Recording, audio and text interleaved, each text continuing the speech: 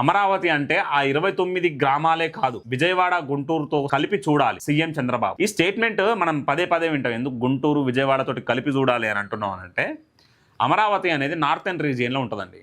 ఈ కృష్ణానది ఒడ్డెమ్మటి ఉంటుంది.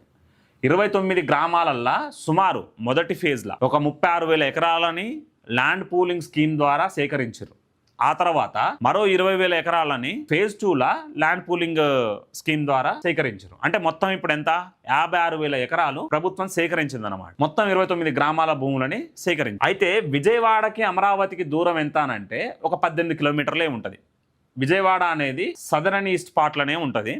గుంటూరు అనేది సౌత్ పార్ట్లో ఉంటుంది. చంద్రబాబు గారి ప్లాన్ ఏందనంటే, ఏదైతే హైదరాబాద్ సికింద్రాబాద్ ఆల్రెడీ ఎస్టాబ్లిష్ అయినప్పుడు సైబరాబాద్ని ఎట్లయితే నిర్మించిందో అట్లనే విజయవాడ గుంటూరు ఒక పక్కన ఆల్రెడీ ఎస్టాబ్లిష్డ్గా ఉన్నాయి.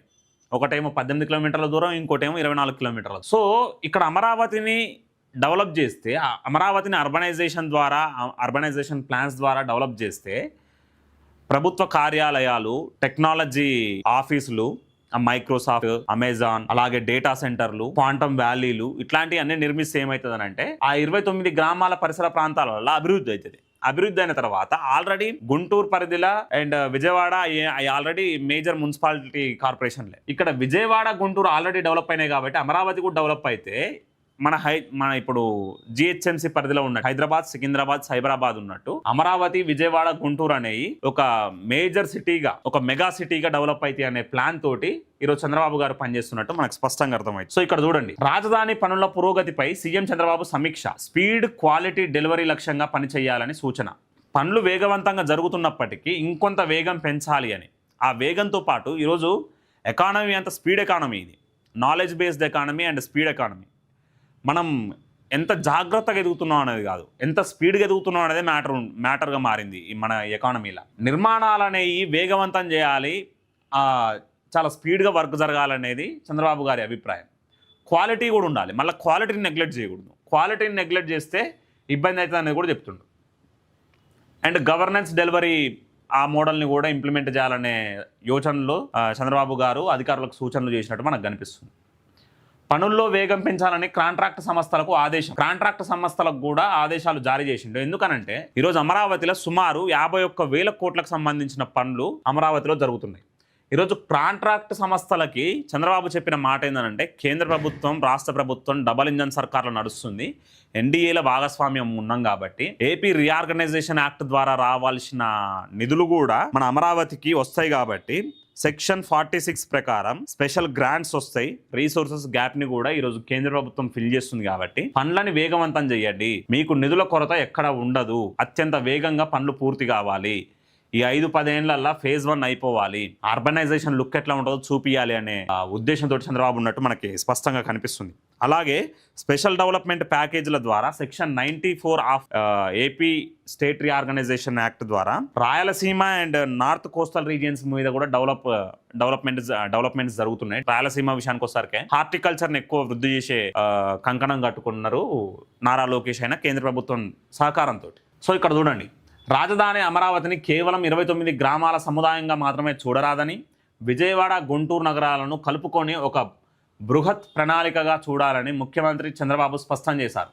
ఈ 2 నగరాల్లోనూ మౌలిక వసతుల ప్రాజెక్టులను రాజధానికి అనుసంధానంగా అభివృద్ధి చేసినప్పుడే సమగ్ర అభివృద్ధి సాధ్యం, రాజధాని రూపుదిద్దుకుంటుందని ఆయన అన్నారు.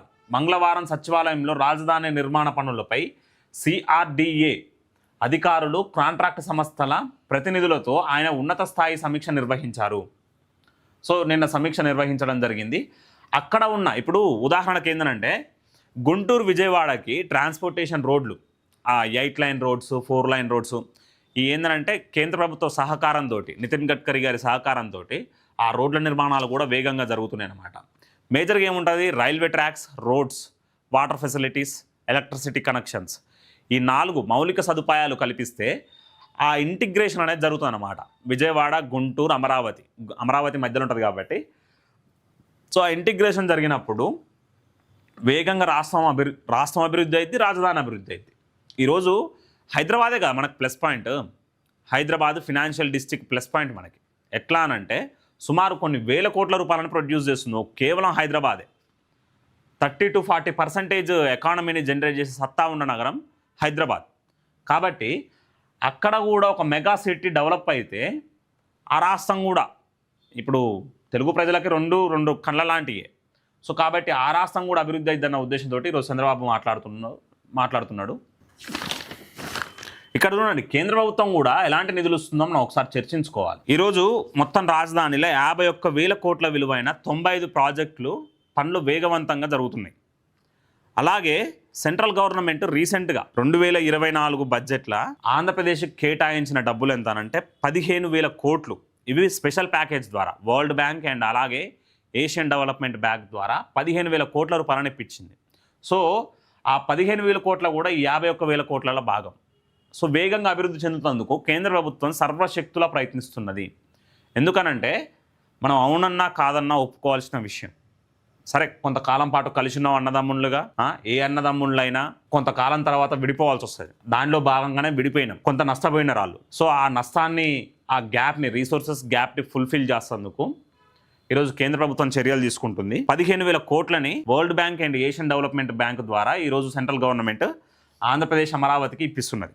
అదేవిధంగా ఏప్రిల్ 2025లో 4,200 కోట్లని ఈరోజు కేంద్ర ప్రభుత్వం కేటాయించింది.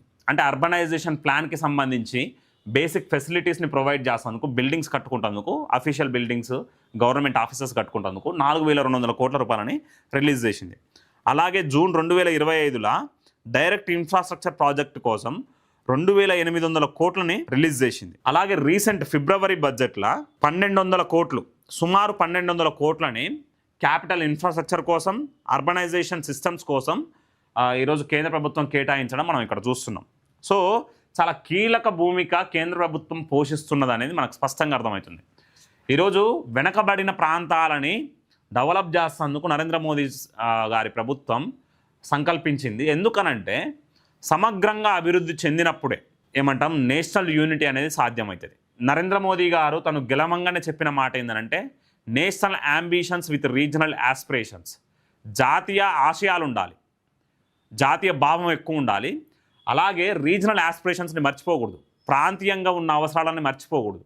ఆ ఉద్దేశంతో నరేంద్ర మోదీ గారు సంకల్పించిన national ambitions with regional aspirations కారణంగా ఈరోజు అమరావతిని, వెనకబడ్డ రాయలసీమని, కోస్టల్ ప్రాంతాలను అభివృద్ధి చేసే కంకణం కట్టుకున్నారు నరేంద్ర మోదీ గారైనా, నరేంద్ర మోదీ గారి ప్రభుత్వంలో భాగమైన, ఈరోజు ఎన్డీఏ ప్రభుత్వంలో భాగమైన చంద్రబాబు అయినా, పవన్ కళ్యాణ్ గారైనా.